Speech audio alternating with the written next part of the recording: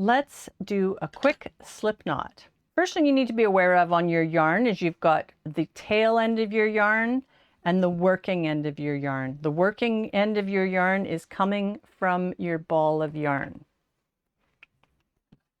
So you're going to take the two ends and then hold them with your fingers separated like that. Take your tail end of the yarn and wrap it over the working yarn, and then grab that working yarn and pull it through the loop. So let's do that again.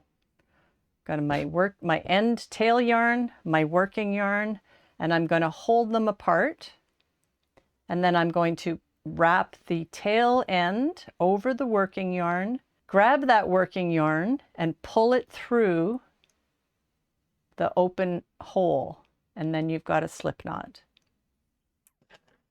Then you put that slip knot onto your hook. And that sets you up properly for moving forward.